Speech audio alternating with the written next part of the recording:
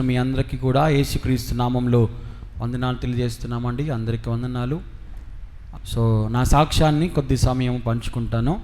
ప్రాముఖ్యంగా దేవుడు మన పట్ల చేస్తున్న ప్రతి మేలు కూడా ఆయన సన్నిధిలో కృతజ్ఞత కలిగిన వారమై మనం అందరం కూడా ఉండాలి. ఎవరైతే దేవుని సన్నిధిలో కృతజ్ఞత కలిగి ఉంటారో వారి జీవితాల్లో దేవుడు ఇంకా ఎన్నో మేళ్ళు చేయటానికి ఆయన త్వరపడతాడనమాట. ఎవరైతే కృతజ్ఞతాహీనులుగా ఉంటారో వారి పట్ల దేవుడు నేను తన పట్ల ఎన్ని కార్యాలు జరిగిస్తున్నా కూడా దేవుడు ఎందుకు ఈమె నిలబడి సాక్ష్యం కూడా చెప్పదు అని దేవుడు కూడా ఇక వారి జీవితాల్లో కార్యాలు జరిగించడము ఆపేస్తాడనమాట. చాలామందికి అది అర్థం కాదు. ప్రారంభంలో కొంచెం భయం ఉండొచ్చు, కానీ అలవాటు చేసుకుంటూ ఉంటే ఆ భయం అనేది పోతుంది. కనుక మనము దేవుడు మన పట్ల ఏ కార్యము చేసినా కూడా మనము కృతజ్ఞత కలిగిన వారిగా ఉండాలి. నా సాక్ష్యము చెప్తాను, జాగ్రత్తగా వినండి. ఇదే విజయవాడ ప్రాంతంలో మా తల్లిదండ్రులు ఇద్దరు కూడా ఇదే విజయవాడ ప్రాంతానికి సంబంధించిన వారు. మా తల్లిగారి పేరు శేషారత్నం, మా తండ్రి గారి పేరు వెంకటరెడ్డి గారు. విజయవాడ ప్రాంతంలో వారధి బ్యారేజ్ ఉంది కదా, బ్యారేజ్కి అవతల రాణిగారి తోట, ఆ ప్రాంతంలో మమ్మీ డాడీ వాళ్ళు ఒకే లైన్లో ఉంటారనమాట. మధ్యలో ఇంకొక అడ్ రోడ్ ఒక్కటే తేడా, ఒకే లైన్లో ఉంటారు. వారి వివాహము సిద్ధపరచబడిందనమాట. ఆ తర్వాత మా తల్లిదండ్రులకు నేను మొదటి సంతానం, ఫస్ట్ కుమారుని నేను, నా తర్వాత నా తమ్ముడు ఉన్నాడనమాట. విజయవాడ ప్రాంతం నుంచి నాకు 3 సంవత్సరాల వయసు ఉన్నప్పుడు మా తల్లిదండ్రులు ఇద్దరు కూడా ఈ విజయవాడ పట్టణాన్ని వదిలేసి గుంటూరు ప్రాంతానికి కొన్ని కారణాలు బట్టి వెళ్ళిపోయారనమాట. మా ఇంట్లో మా పూర్వీకులందరూ కూడా చెన్నకేశవ స్వామిని కొలిసేవారనమాట. వాళ్ళందరూ కూడా దాని వెనకాల చాలా ఆచారాలు, చాలా నిబంధనలు, చాలా పద్ధతులు కూడా ఉంటాయి అన్నమాట. ఇంట్లో పుట్టిన కుమారుడికి చాలా విషయాలు వాళ్ళు చేయాలని చెప్పి తీర్మానం అయితే తీసుకున్నారు. కానీ మా తండ్రి గారు మానసికమైన వేదనతో ఒక భయంకరమైన ఇబ్బందుల్లో బాధపడుతూ ఉంటే ఎవరో ఒక దారిలో వెళ్తున్న ఒక వ్యక్తి ఏం చేశారంటే, ఒకసారి మీరు మందిరానికి వెళ్తే మీ జీవితంలో గొప్ప ప్రశాంతత, నెమ్మది దొరుకుతుంది అని చెప్పిన దాన్ని బట్టి మా నాన్న ఆ మాట విని మందిరానికి వచ్చిన తర్వాత కొంచెం ప్రశాంతత, ఆ వాక్యం విన్న తర్వాత ఎప్పుడైతే దేవుడు పట్టుకున్నాడో అప్పటి నుంచి దేవుని మీద ఒక నమ్మకం అన్నమాట. అలాగా మా డాడీ మాత్రం సీక్రెట్గా దేవుని వెంబడిస్తా అలా వెళ్తూ ఉండేవాడు. ఆ తర్వాత ఇంట్లో వాళ్ళందరూ యథావిధిగా పూజలు జరిగిస్తూ ఉంటాడనమాట. చాలామంది ఆడపిల్లల తర్వాత, అంటే మా డాడీ మధ్యలో వాడనమాట. పైన మా పెదనాన్న ఉన్నాడు, మా డాడీ మధ్యలో వ్యక్తి, ఆ తర్వాత మా బాబాయ్ ఉన్నాడనమాట. మొదటిగా మా అత్తయ్య ఉందన్నమాట. వాళ్ళందరికీ కూడా వివాహాలు అయిన తర్వాత ఆడపిల్లలు జన్మించారు. కానీ మా డాడీకి మాత్రం ఆ వంశంలో పుట్టిన ఫస్ట్ కుమారుణ్ణి నేనే అన్నమాట.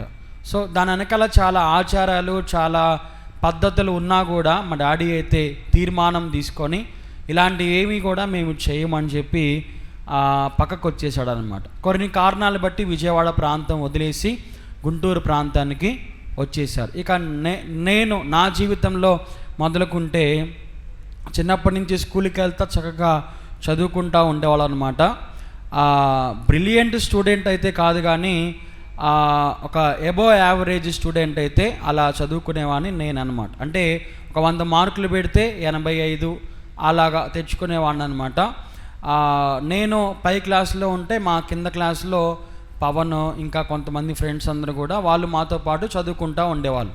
ఒకరోజు పవన్ ఏం చేశాడంటే, మీరు ఆదరణకర్త చర్చిలో సండే స్కూల్ జరుగుతుంది కదా, నువ్వు మీ తమ్ముడు ఇద్దరు రావచ్చు కదా అని చెప్పి మాకు సండే స్కూల్ని పరిచయం చేశారనమాట.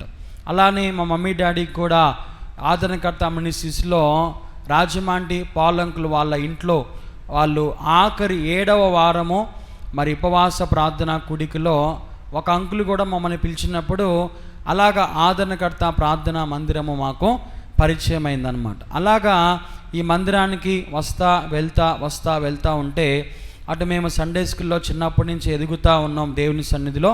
అలా ఎదుగుతూ ఉన్నప్పుడు మంచిగా చదువుకుంటున్నాము, పరిస్థితి అంతా కూడా బాగానే ఉందన్నమాట. ఇక్కడ విడిచిపెట్టేసి మేము గుంటూరు వచ్చాం కాబట్టి మా తాతయ్య ఏం చేశాడంటే ఇబ్బంది పడతాము అని చెప్పి ఒక స్థలాన్ని కొనిపించారు, ఒక ఇంటిని కూడా కట్టించారనమాట. ఇంకా ఎలాంటి ఇబ్బంది లేకుండా మరి జీవితం అంతా ముందలకలా కొనసాగిస్తూ ఉంటే నేను చదువుకుంటూ ఉన్నాను. ఇంకా కుటుంబంలో మా డాడీ వ్యాపారంలో నష్టపోయాడు, భయంకరంగా వ్యాపారంలో నష్టపోయాడు. అటు పనిలో కూడా ఎంతో మరి సంపాదించిందంతా కూడా అటు వడ్డీలకి ఇలా ఆర్థికంగా ఎంతో నష్టపోయిన పరిస్థితుల్లో కుటుంబం అంతా కూడా అప్పులు అనే ఊబిలోకి కూరుకుపోయామన్నమాట మేమందరం కూడా.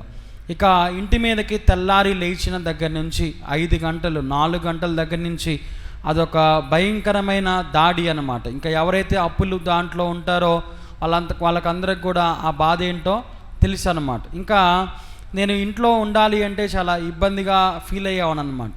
ఎవరుంటారా బాబు, ఇంట్లో చాలా భయంకరమైన పరిస్థితుల్లోకి కుటుంబం అంతా కూడా వెళ్ళిపోయిందనమాట. అయితే నేను ఇంకా చదువుకుంటా ఉంటే ఇంటర్మీడియట్లో ఎంసెట్ ఎగ్జామ్ రాశాను, కానీ ఈ టెన్షన్స్ వల్ల, ఇబ్బందుల వల్ల, ఒత్తిడి వల్ల ఎంసెట్ ఎగ్జామ్ మాత్రం క్వాలిఫై అవ్వలేకపోయాను అనమాట. ఎంసెట్ ఎగ్జామ్లో ఫెయిల్ అయిపోయాను అనమాట. అప్పుడు నా జీవితంలో ఒక టర్నింగ్ పాయింట్ అని చెప్పుకోవచ్చు అనమాట. ఇంకా ఎంసెట్లో క్వాలిఫై అవ్వలేకపోతే బీటెక్లో సీటు కావాలంటే చాలా ఇబ్బంది. డొనేషన్ కట్టుకొని సీటుకి లక్షలు కట్టుకొని ఆ సీటు సంపాదించుకోవాలి, అప్పుడు చదువుకోవాలన్నమాట. అలా చదువుకుంటానికి మరి స్తోమత అయితే ఇంట్లో లేదు లక్షలు కట్టడానికి, ఎందుకంటే ఆర్థికమైన ఇబ్బందులు కాబట్టి. ఇటు నేను కూడా ఈ ఒత్తిడి వల్ల చాలా భయంకరంగా కురుకుపోయిన పరిస్థితుల్లో ఇక దేవుణ్ణి పాదాలు పట్టుకొని దేవుని సన్నిధిలో ప్రార్థించినప్పుడు విజ్ఞాన్ యూనివర్సిటీలో అనుకోకుండా అలా ఒక రాయేసినట్టుగా ఒక ఎగ్జామ్ రాసి పెట్టానమాట. అంటే పక్కనే అలా పడుంటుందిలే అన్నట్టుగా ఒక 800 రూపాయలు కట్టి ఎగ్జామ్ రాస్తే ఏమైద్ది, అలా 4-5 కాలేజీలు ఎగ్జామ్ రాసేస్తే ఏదో ఒక రాయి అలా వేద్దాం, తగిలితే తగులుతుంది లేకపోతే లేదన్నట్టుగా కాలేజీకి 800 ఫీజు కట్టి ఎగ్జామ్ రాసి పెడితే దేవుడు నాకు విజ్ఞాన్ యూనివర్సిటీలో దాదాపుగా ఆ సీటు ఆ రోజుల్లో కొనాలంటే 7-8 లక్షలు ఉండేదన్నమాట సీటు ఆ క్యాంపస్లో. కానీ నాకు ₹1 కూడా ఏది ఖర్చు లేకుండా దేవుడు నాకు అక్కడ యూనివర్సిటీలో ఫ్రీ సీటు దేవుడు నాకు ఇచ్చాడనమాట. అది కూడా కంప్యూటర్ సైన్స్ ఇంజనీరింగ్ బ్రాంచ్లో. ఇంకా చక్కగా దేవుడు నాకు ఫ్రీ సీట్ ఇచ్చాడు, చక్కగా చదువుకోవడానికి దేవుడు అక్కడ మంచి కృప చూపించాడు. నా ఆశ ఏమైతే ఉండేదంటే రోబోటిక్స్ చేయాలి, రోబోటిక్స్లో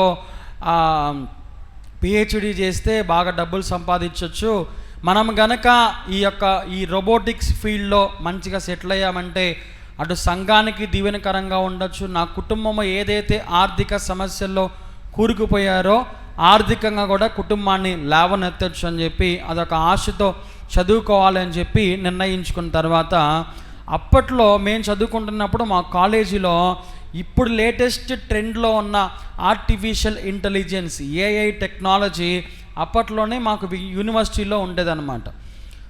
చక్కగా చదువుకుంటూ ఉంటే మా మైనర్ డిగ్రీ కింద, అంటే యూనివర్సిటీ కాబట్టి ఎక్కువ సబ్జెక్టులు ఉంటాయి, దాంతోపాటు మైనర్ డిగ్రీ ఉంటుంది అనమాట. ఆ మైనర్ డిగ్రీలో మేనేజ్మెంట్ కూడా మాకు ఇచ్చారనమాట. అంటే మనం చేస్తున్న ఆ ఇంజనీరింగ్తో పాటు ఎంబీఏ కూడా ఒక మైనర్ డిగ్రీ చేస్తే ఫ్యూచర్ చాలా బాగుంటుందని చెప్పి అది కూడా తీసుకొని అలా కొనసాగించబడతా ఉంటే అలా ముందరికి వెళ్తూ ఉన్నా, బాగా చదువుకుంటూ ఉంటే దేవుణ్ణి ఆధారం చేసుకొని దేవుణ్ణే పట్టుకొని ఇక మనం లోకం వైపు చూసామంటే పడిపోతాము. కుటుంబం ఏమో అటు ఆర్థికంగా మరి ఎంతో భయంకరమైన పరిస్థితుల్లో ఉంటే ఎవరు మనల్ని విడిపిస్తారా అన్నప్పుడు దేవుడు నాకు ఉచితంగా ఇంత పెద్ద కాలేజీలో ఫ్రీ సీట్ ఇచ్చాడు కదా, దేవుడు చేసిన కార్యం మనం ఎప్పుడు కూడా మర్చిపోకూడదని చెప్పి ఎలాగైనా ఒక మంచి కాలేజీలో మరలా ఇది చదివిన తర్వాత ఎంఎస్ చేయాలి అని చెప్పి టార్గెట్తో చదువుకుంటా ప్రతి సంవత్సరం కూడా సబ్జెక్టులన్నీ క్లియర్ చేసుకుంటా, ఎందుకంటే బీటెక్ చదివే వారికే తెలుసు అనమాట. ఒక్కొక్క సంవత్సరానికి దాదాపుగా 24 సబ్జెక్టులు చదివి రాయాలి. అది ఎంతో ఒత్తిడైనా కూడా అయినా పర్లేదు, మనం కనుక కొంచెం నిర్లక్ష్యంగా ఉన్నామంటే జీవితంలో ఓడిపోతాము, మరలా పైకి రాలేము. ఎలాగైనా ఒక ఒక మంచి క్యాంపస్ కొట్టాలని చెప్పి టార్గెట్ పెట్టుకొని చదువుకుంటా అలా ముందరకు వెళ్తూ ఉన్నప్పుడు ఆ క్యాంపస్లో ఇంకా మా పరిస్థితి అంతా కూడా ఎంతో దిగజారిపోతా ఇటు ఆర్థికంగా ఇబ్బంది పడుతూ ఉంటే నేను థర్డ్ ఇయర్లోకి వచ్చేసేప్పుడు ఫీజు కడతానికి కూడా చాలా ఇబ్బందిగా అయిపోయేది. యవనస్తుల ఆ ఏజ్లో ఉన్నాం కాబట్టి అందరి ముందల మాది కో ఎడ్యుకేషన్ అనమాట, మగపిల్లలు ఆడపిల్లలు అందరు కలిసి ఉంటారు కాబట్టి అందరి ముందర నిలబెట్టి, ఏంటి బాబు నువ్వు ఇంకా ఫీజు కట్టలేదు, యూనివర్సిటీ కాబట్టి పెద్ద వాళ్ళందరూ వచ్చేవాళ్ళు అక్కడికి. అలాంటి వాళ్ళ మధ్యలో నువ్వు ఫీజు కట్టలేదు ఏంటి బాబు ఇంకా అని అంటే అదొక నామూషిగా ఉండేది అనమాట, అదొక సిగ్గుగా ఉండేది. అందరి మందిలో మనల్ని ఎందుకా ఇంత లేపుతున్నారు ఏంటా అని చెప్పి కొన్నిసార్లు కాలేజీకి కూడా వెళ్ళబుద్ధి అయ్యేది కాదు, ఇంట్లోనే ఉండిపోదాం అని అనిపించేది. ఎందుకంటే ఆడికి వెళ్తే మనకు అవమానమే కదా, అటు చదువుకోవాలని ఉన్నా కూడా ఆర్థికంగా ఇబ్బంది పడుతున్నాం కాబట్టి అవమానమే మనకు ఎదురేద్ది కదా అని ఎంతో ఇబ్బంది పడుతూ ఉన్నప్పుడు తర్వాత నేను థర్డ్ ఇయర్లో ఉన్నప్పుడు నా అటెండెన్స్ కొంచెం ఎక్కువ లేదని చెప్పి డీటైన్ అయిపోవటం కూడా జరిగింది. అంటే నాకు ఒక 6 నెలలు గ్యాప్ కూడా వచ్చేసింది అనమాట, చదువుకోవడానికి ఇబ్బంది అయిపోయి. ఆ టైంలోనే అదిగాక మన ఆంధ్ర తెలంగాణ గొడవలు ఇవన్నీ జరిగి ఎక్కువ కాలేజీలు జరగకుండా చాలా ఇబ్బందులు అయిపోయి ఎప్పుడు కాలేజీ ఉండిద్దో ఎప్పుడు ఉండదో సరిగ్గా తెలియకుండా నేను ఒక సంవత్సరము పాటు కాలేజీకి కూడా దూరం అయిపోయాను అనమాట. ఆ టైంలో ఏం చేయాలో అర్థమయ్యేది కాదు. అటు పక్కన చదువు ఆగిపోయింది, ఇటు పక్కన చూస్తే ఇంట్లో ఆర్థికంగా ఇబ్బందుల్లో కూరుకుపోయావు. ఏం చేద్దామా అని అన్నప్పుడు ఇక ఏం చేయాలో అర్థం కాక ఒక కాల్ సెంటర్ ఇంటర్వ్యూకి వెళ్ళాడనమాట. కాల్ సెంటర్ ఇంటర్వ్యూకి వెళ్తే అక్కడ మంచిగా సెలెక్ట్ అయ్యాను. ఒక 1 నెల రోజులు పనిచేస్తే 5,000 జీతం నా చేతిలో పెట్టారు. కాల్ సెంటర్ అంటే తెలుసు కదా, కాల్స్ అటెండ్ చేసి మాట్లాడుతూ ఉంటాం అనమాట. ఈ 5,000తో మనం ఎంత సంపాదించి ఎంత కుటుంబాన్ని గట్టెక్కించాలి ఏంటా అని అన్నప్పుడు మరలా కాలేజీలు ఓపెన్ చేశారు. మరలా నేను చదువుకుంటా ఉన్నప్పుడే మంచి కంపెనీలో క్యాంపస్ ప్లేస్మెంట్ దేవుడు ఇచ్చాడు నాకు. ఆ తర్వాత నేను థర్డ్ ఇయర్ ఫస్ట్ సెమ్ అయిపోయిన తర్వాత థర్డ్ ఇయర్ సెకండ్ సెమ్ నుంచి చదువుకుంటా ఉంటే నేను ఏమీ చదువుకుంటున్నా కూడా అందుకో నాకు అర్థమయ్యేది కాదు. కానీ నా చదువు మీద నుంచి నా మైండ్ అంతా, నా కాన్సన్ట్రేషన్ అంతా కూడా పాటలు రాయాలి, ట్రాకులు రాయాలి, కరపత్రాలు రాయాలి, వాక్యాలు సిద్ధపరచుకోవాలి, మంచి మంచి వాక్యాలు మనం చెప్పాలి. ఎందుకంటే సైన్స్ స్టూడెంట్ కాబట్టి, ఎందుకంటే చాలా లోతైన విషయాలు తెలుసుకోవాలని చెప్పి చాలా ఇంట్రెస్ట్ ఉండేది నాకు. చాలా విషయాలు బైబిల్లో ఎవరు చెప్పని విషయాలు మనం చెప్పేటట్టుగా మనం ప్రిపేర్ అవ్వాలి. ఎందుకంటే ఈ రోజుల్లో తాత్కాలికంగా అందరూ బోధిస్తున్నారు, ఎందుకంటే ప్రజలు మారిపోతున్నారు, టెక్నాలజీ మారిపోతుంది, ఆలోచనలు మారిపోతున్నాయి. వినే ప్రతి వాక్యం కూడా అందరు ఈ రోజుల్లో చెప్పిందే కదా అన్నట్టుగా ఉంటారు కదా, రేపు మనం చెప్పినా కూడా. కానీ ఎవరు తెలియని సత్యాలు మనం చెప్పాలన్నట్టుగా చాలా లోతుగా బైబిల్ వైపు నా కాన్సన్ట్రేషన్ అంతా కూడా మరి తిరిగిపోతూ ఉండేదన్నమాట. ఆ రోజుల్లో ఒక పక్కన చదువుకోవాలని ఉన్నా కూడా నువ్వు పాట రాయాలి, ఈ రోజున పాటలు చూసుకో, ఒక కరపత్రం రాయి, కరపత్రాలు బంచు తీసుకొని వెళ్ళి యవనస్తులు ఎంతోమంది నశించిపోతున్నారు, వారి మధ్యలో పరిచర్య చెయ్యి, నువ్వు వాక్యాలు సిద్ధపరచుకో, అటు దేవుని పనిలో వాడబడు అన్నట్టుగా నా మైండ్ అంతా కూడా ఒక సువార్త వైపు, పరిచర్య వైపు డైవర్ట్ అయిపోతూ ఉండేదన్నమాట. సువార్తలోనే ఇలాగనే యవనస్తుల్లాగా కొనసాగించబడతా దేవుని పరిచర్యలో కొనసాగించబడుతూనే ఉన్నాం. కానీ కాన్సన్ట్రేషన్ అంతా కూడా సేవ వైపు, సువార్త పరిచర్య వైపు వచ్చేసేదన్నమాట. ఆ తర్వాత నేను నిర్ణయం తీసుకున్నా, ఇంకా చదువు అంతా ఆపేసి సువార్త నిమిత్తము పరిచర్య నిమిత్తము వెళ్ళిపోవాలి అని చెప్పి. అప్పుడు మా మమ్మీ ఏమన్నారంటే, మంచిదే, అది మంచి ఆలోచన, ఇబ్బంది ఏం లేదు. కానీ ఇలాంటి టైంలో మధ్యలో కనుక ఈ యొక్క నీ చదువుని కనుక ఆపేసావంటే అనేక మంది ఏమంటారంటే చదివించలేక, కనీసం కొడుకుకి అన్నం కూడా పెట్టలేక ఇంట్లో వాళ్ళందరూ కూడా మందిరంలోకి పంపించారు. ఎందుకంటే అటు ఆర్థికంగా వాళ్ళు చితికిపోయారు కాబట్టి, చితికిపోయిన పరిస్థితుల్లో ఉన్నారు కాబట్టి కొడుకుని మందిరంలోకి పంపించారు. చూడమ్మా అని అంటారు, నాన్న ఇక్కడ దాకా వచ్చావు కాబట్టి ఇంకొక సంవత్సరమే ఎలాగోలాగా చదివేసే అని చెప్పి, నువ్వు బీటెక్ ఫినిష్ చేసిన తర్వాత, కంప్లీట్ చేసిన తర్వాత వెళ్ళు, అప్పుడు దేవునికి అది మహిమకరంగా ఉంటుందని చెప్పి మా తల్లిదండ్రులు చెప్పంగానే అటు దేవుని మాట, తల్లిదండ్రుల మాట కూడా నేను వినటం జరిగిందనమాట. అటు పక్కన నా తమ్ముడేమో ఎలాగైనా డాక్టర్ చదవాలని చెప్పి పట్టుబట్టి కూర్చున్నాడు అన్నమాట. ఎందుకంటే మా క్యాస్ట్ ఏమో ఓసీ క్యాస్ట్ అన్నమాట. సీటు రావాలి అంటే చాలా కష్టపడి చదవాలి, భయంకరంగా.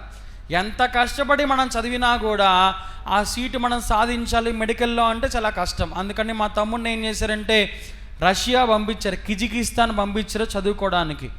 అలాగా అటు ఫీజులు కట్టలేక ఇటుపక్కన నాకు ఇబ్బంది పడితే చాలా ఇబ్బందికరమైన వాతావరణం మధ్యలో మేము పెరుగుతూ ఉన్నప్పుడు ఇక ఎలాగైనా కుటుంబంలో మమ్మీ చెప్పారు, ఎలాగైనా నువ్వు ఇంకొక సంవత్సరమే కదా మంచిగా చదివేసి ఆ తర్వాత నువ్వు పరిచర్యకు వెళ్తానంటే కుటుంబం అంతా కూడా మేము ఒప్పుకుంటాం అని చెప్పారు. నేను ఎలాగోలాగా ఆ బీటెక్ అంతా కూడా ఫినిష్ చేశాను.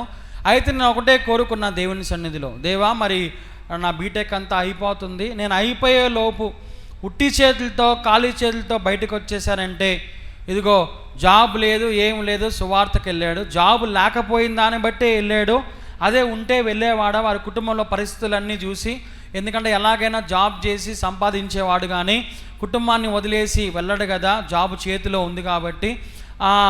ఇప్పుడు జాబు లేదు కాబట్టి ఏమి అంటే జాబ్ ఉంటే ఎలాగైనా జాబుకే వెళ్తాడు కాబట్టి అని చెప్పి చాలామంది ఇలాగ అనుకుంటారని చెప్పి నేను దేవుని సన్నిధిలో అడిగా, దేవా ఒక్క జాబ్ అయినా నాకు కనీసం నెల రోజులైనా పనిచేసి వదిలిపెట్టేసి వచ్చేయడానికి నేను సిద్ధంగా ఉన్నాను ప్రభు అని చెప్పి ప్రార్థించినప్పుడు దేవుడు ప్రార్థన ఆలకించి ఆయన ప్రణాళిక నెరవేర్చుకోవడానికి దేవుడు ద్వారాలు తెరుస్తాడు. కాబట్టి నేను దేవుని సన్నిధిలో అడిగినప్పుడు దేవుడు నాకు ఒక జాబ్ ఇచ్చాడనమాట.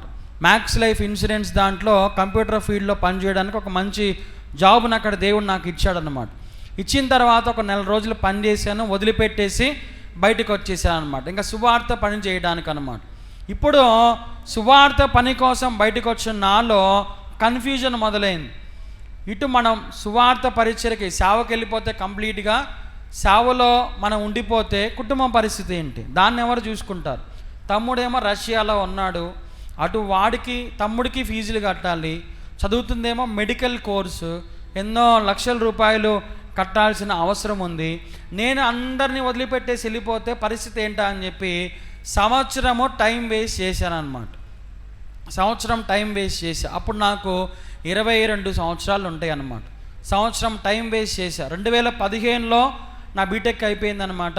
2015లో మా కుటుంబంలో ఒక వ్యాపారం స్టార్ట్ చేసాం. మా మమ్మీ వ్యాపారం స్టార్ట్ చేస్తే దాన్ని చూసుకుంటా, దానికి సహాయం చేస్తా ఒక 1 year టైం వేస్ట్ చేశాను అనమాట. కన్ఫ్యూజన్లో ఉండి ఇటు ఫ్యామిలీని వదిలేస్తే వాళ్ళ పరిస్థితి ఏంటా, ఇటు నేను సువార్త పరిచర్యకి పోతే ఇప్పుడు ఏంటా అని చెప్పి ఆ కన్ఫ్యూజన్ మధ్యలో టైం అంతా వేస్ట్ చేసినప్పుడు సేవకులు ఎంతో ప్రోత్సహించారు, యవన బిడ్డలు ఎంతో ప్రోత్సహించారు.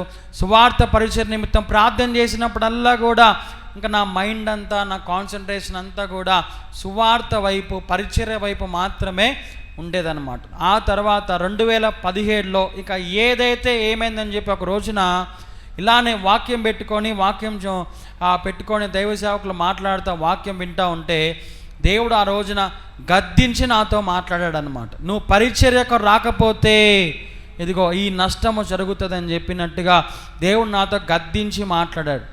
నీవు నా పని కనుక చేసావంటే నేను నీ పని చేస్తానన్నట్టుగా మన దేవుని సేవకులు రిబ్కమ్మ గారు ఎంతో, మరి వారి కుటుంబం కూడా ఆర్థికంగా చతికిలబడి ఎంతో భయంకరమైన ఊబిలో కూరుకుపోయినప్పుడు మన దేవుని సేవకురాని రిబ్కమ్మ గారిని దేవుడు పిలుచుకొని, అమ్మ నీవు నా పని చేస్తే నేను నీ కుటుంబాన్ని ఏ రీతిగా విడిపిస్తానో, ఏ రీతిగా నీ కుటుంబాన్ని ఆశీర్వదిస్తానో అన్నట్టుగా దేవుని సేవకుల్ని మాదిరిగా తీసుకొని, రిబ్కమ్మ గారిని మాదిరిగా తీసుకొని ఇదిగో సేవకురాలు ఒక మాదిరికరమైన జీవితాన్ని మన మధ్యలో జీవిస్తూ ఉన్నారు. మరి సేవకులతో పనిచేయడానికి దేవుడు మనకిచ్చిన కృప కదా అని చెప్పి నేను కూడా ఆ నిర్ణయం తీసుకొని వాళ్ళు వెళ్తున్న మార్గంలో నిర్ణయించబడటానికి మరి దేవుని సేవకులు మరి అలా ముందలకెళ్తున్నారు కాబట్టి నేను కూడా మరి దేవుని పని చేస్తే దేవుడు నా కుటుంబాన్ని దీవిస్తాడన్నట్టుగా 2017వ సంవత్సరము డిసెంబర్ 29వ తారీఖున కుటుంబాన్ని విడిచి నేను పరిచర్యకు రావటానికి ఇష్టపడ్డాను అన్నమాట. నేను ఎప్పుడైతే పరిచర్యకు రావటానికి ఇష్టపడ్డానో, ప్రారంభించానో అప్పటి నుండి దేవుడు నా కుటుంబాన్ని ఆశీర్వదించడమో దీవించడమో ప్రారంభించాడు. దేవుడిచ్చిన వాగ్దానం ప్రకారము నేను దేవుని పని చేస్తూ ఉంటే దేవుడు నా కుటుంబాన్ని బాధ్యత తీసుకొని అక్కడ కుటుంబాన్ని ఆశీర్వదించడము మొదలుపెట్టాడు అనమాట. తర్వాత అలా జరుగుతూ ఉంటే నేను ఇక్కడ గుంటూరులోనే పరిచర్య చేస్తా, ఆ చిన్నపిల్లల మధ్యలో యవనస్తుల మధ్యలో అప్పుడప్పుడు అక్కడక్కడ పంపిస్తూ ఉంటే వాక్య పరిచర్య చేస్తా, అలా కొనసాగించబడుతూ ఉంటే మా కుటుంబంలో తమ్ముడు కిజికిస్తాన్లో చదువుతున్నాడు కదా, చాలామంది అన్నారు ఏంటంటే అక్కడ చదివిన వాళ్ళు ఇండియాకి వచ్చి ఎగ్జామ్ రాయాలి, అది ఎగ్జామ్ రాస్తేనే ఇక్కడ క్వాలిఫై అవుతారని చెప్పి చాలామంది చెప్పారనమాట. అయితే చాలామంది ఇంకా ఏం చేశారంటే ప్రోత్సహించడము కాకుండా నిరుత్సాహంగా కృంగదీసిన వాళ్ళు చాలామంది ఉన్నారు. ఎందుకంటే అసలు ఇంతవరకు ఎవరు కూడా అక్కడ చదివిన వాళ్ళు అక్కడికి వచ్చి ఎగ్జామ్ పాస్ అయిన వాళ్ళు చాలా తక్కువ మంది మాత్రమే, వ్రాళ్ళ మీద లెక్క పెట్టుకునే వాళ్ళు మాత్రమే ఉన్నారని చెప్పి చాలామంది మాట్లాడుతూ ఉంటే నేను చెప్పాను ఏంటంటే దేవుడు నన్ను పిలిచిన విధానం వేరు, నువ్వు నా పని చేస్తే నేను నీ పని చేస్తానని దేవుడు చెప్పాడు. కాబట్టి నువ్వేం భయపడద్దు తమ్ముడు, దేవుడు మన పట్ల గొప్ప కార్యం జరిగిస్తాడు, మనం ప్రార్థన చేద్దామని చెప్పి ప్రార్థించినప్పుడు ఆ ఎగ్జామ్కి ఇండియా వచ్చాడు, చక్కగా రాశాడు. అయితే ఎగ్జామ్ రాసి బయటకు వచ్చేటప్పుడు ఫోన్ చేశాడు అన్నమాట. ఆ రోజున క్యాంపస్లో ఎగ్జామ్ రాసిన వాళ్ళందరూ కూడా ఏడవకుండా ఒక్కళ్ళు కూడా బయటికి రాలేదంట. ఎందుకంటే ఆ రోజున ఇంతవరకు ఎప్పుడు ఇవ్వనట్టుగా అంత కష్టమైన పేపర్ ఇచ్చారంట. నేను వెంటనే చెప్పా, ఈజీగా పేపర్ వచ్చేస్తే దేవుడు నామానికి మహిమలా వస్తుంది, కష్టంగా వచ్చినప్పుడు అది కూడా ఫస్ట్ సారి మనం పాస్ అయితేనే కదా మన దేవుడు ఎంత గొప్ప దేవుడో మనకు తెలుస్తుంది అని చెప్పినప్పుడు ఆ రోజున పెద్ద పవన్ యొక్క ఎంగేజ్మెంట్ జరుగుతుందన్నమాట. దాసరిపాలెం ప్రాంతంలో ఎంగేజ్మెంట్ జరుగుతూ ఉంటే ఫోన్ వచ్చింది. ఏంటో తెలుసా, ఫస్ట్ సారి ఎగ్జామ్ రాసినప్పుడే దేవుడు పాస్ చేయించాడు. చెప్పట్లు కూడా దేన్ని మహింపరుద్దాం. అలాగా నేను దేవుడి పని చేస్తూ ఉంటే దేవుడు నా కుటుంబ బాధ్యత తీసుకొని అక్కడ వారి జీవితాల్లో గొప్ప కార్యాలు జరిగిస్తా, అటు మా ఆర్థిక ఇబ్బందులు కొట్టివేసుకుంటూ అటు వాళ్ళని కూడా లావనెత్తుకుంటా వస్తున్న కార్యాలు నేను చూశాను అన్నమాట. ఆ తర్వాత దేవుని సేవకులు మమ్మల్ని అభిషేకించి మరి గోగులపాడు ప్రాంతంలో 2022వ సంవత్సరంలో అక్కడ పరిచర్య చేయడానికి పంపించారనమాట. 2022వ సంవత్సరం నుండి మరి ఈ రోజు వరకు కూడా గోగులపాడు ప్రాంతంలో పరిచర్య చేస్తున్నాను. నేను ఒక దేవుని సేవకుల్లాగా మన ఆదరణకర్త పరిచర్యలో కొనసాగించబడుతూ ఉన్నాము. మీ అనుదిన ప్రార్థనలో మా కొరకు పరిచర్య కొరకు ప్రార్థన చేయండి. గోగులపాడు సంఘము 2022వ సంవత్సరంలో మరి ఏప్రిల్ 27వ తారీఖున అక్కడ ఒక మంచి మందిరాన్ని కట్టించారు. అక్కడ వాళ్ళే మంచి మందిరాన్ని కట్టించి అక్కడ ప్రారంభించారు. అక్కడ పరిచర్య జరుగుతూ ఉంది. ప్రార్థన చేయండి. ఇంకా దేవుడు ఏదైతే మన సంఘం పట్ల మన సేవకుల పట్ల నిర్ణయం తీసుకున్నారో అదంతా కూడా అనేక మందికి నేను అదే నిర్ణయం తీసుకున్నాను అన్నమాట. దేవుని పట్ల మనం పని చేయాలి, దేవుడు మన జీవితాల్లో గొప్ప కార్యాలు జరిగిస్తాడు. ఈ లోకంలో మనం ఏది సంపాదించినా కూడా, ఎందుకంటే ఒక ఆత్మకి దేవుడు ఎంత విలువిచ్చాడో, ఎంత మనం సంపాదించినా కూడా ఒక ఆత్మకి విలువ కట్టలేము మనం ఏది కూడా. ఎందుకంటే ఒక వ్యక్తిని భూమి మీద మనం సంపాదిస్తే అది అన్నిటికన్నా కూడా గొప్ప భాగ్యం అన్నమాట. అందుకనే ప్రపంచంలో ఎన్నో అవకాశాలు ఉన్నా కూడా ఇప్పుడు చాలామంది పిల్లలు చెప్తూ ఉన్నారు, ఆర్టిఫిషియల్ ఇంటెలిజెన్స్లో ఒక మంచి జాబు క్యాంపస్ కొడితే వాళ్ళకి ప్రజెంట్ ఇచ్చే శాలరీ 6 లక్షల జీతం అన్నమాట. ప్రజెంట్ ఇచ్చే శాలరీ 6 లక్షల జీతం. కానీ మేము ఆ రోజుల్లోనే ఎంతో అవకాశం ఉన్నా కూడా, ఒక పక్కన లోకము ఎంతో అవకాశాలు చాపలాగా మనకి ద్వారాలు తెరిచినా కూడా అవన్నీ కూడా మనకి కాదని చెప్పి దేవుని పట్ల ఒక నిర్ణయం తీసుకొని దేవుని కోసం మనం పనిచేయాలి. ఎందుకంటే ప్రపంచంలో అన్నిటికన్నా కూడా ఉత్తమమైనది దేవుని యొక్క పరిచర్య చేయటం అన్నమాట, దేవుని యొక్క సేవ చేయటం. అందుకనే దేవుని మాటకు లోబడి, సేవకుల మాటకు లోబడి దేవుని పరిచర్యలో కొనసాగించబడుతూ ఉన్నాను నేను. మీ అనుదిన ప్రార్థనలో నా కొరకు ప్రార్థన చేయండి. అంతేకాకుండా ఇక్కడ మరి ఎంతోమంది యవన బిడ్డలు ఉన్నారు ఇక్కడ. మరి పవన్ కూడా మరి యవన కాలంలో సమర్పించుకొని దేవుని పరిచర్యలో కొనసాగించబడుతూ ఉన్నాడు. సేవకుల కొరకు ప్రార్థన చేయండి. ప్రాముఖ్యంగా ఒకే ఒక ఉద్దేశం ఏంటంటే, మనము ఒకప్పుడు లోకంలో ఉన్నాము, పాపంలో, అంధకారంలో, దుఃఖంలో ఉన్నప్పుడు మనల్ని దేవుడు ఎంతగానో ప్రేమించి ఆ ఊబిలో నుంచి మనల్ని రక్షించి ఇక్కడ తీసుకొచ్చాడు అన్నమాట. ఇప్పుడు మన బాధ్యత ఏంటంటే మనము కూడా మన వంతుగా కనీసం కొంతమందినైనా ఈ లోకం మనం విడిచిపోయే లోపు రక్షించితే అంతకన్నా గొప్ప భాగ్యం ఇంకొకటి ఏది కూడా మనకి ఉండదు. దేవాది దేవుడంట పరలోక రాజ్యంలో ఎంతమందిని నా కొరకు సంపాదించావు అనే మాత్రమే అడుగుతాడనమాట. నువ్వు ఎంత సంపాదించావు, ఆస్తులు, ఎంత ఐశ్వర్యము పోగేసావు, ఎన్ని డిగ్రీలు సంపాదించావు అని చెప్పి ఏది కూడా అడగడు. కానీ ఎంతమందిని నా కోసము సంపాదించావు అని మాత్రమే దేవాది దేవుడు మనల్ని అడుగుతాడనమాట. అందుకనే ఎన్నో అవకాశాలున్నా కూడా దేవుని పరిచర్య చేయాలి, మనలాంటి ఎంతోమంది యవనస్తుల్ని, ఎంతోమంది బిడ్డల్ని మనం రక్షించాలని చెప్పి ఈ పరిచర్లో కొనసాగించబడుతూ ఉన్నాము. దేవుడి సాక్ష్యాన్ని మీ వినికిడిలో దీవించి ఫలభరితంగా మార్చునుగాక.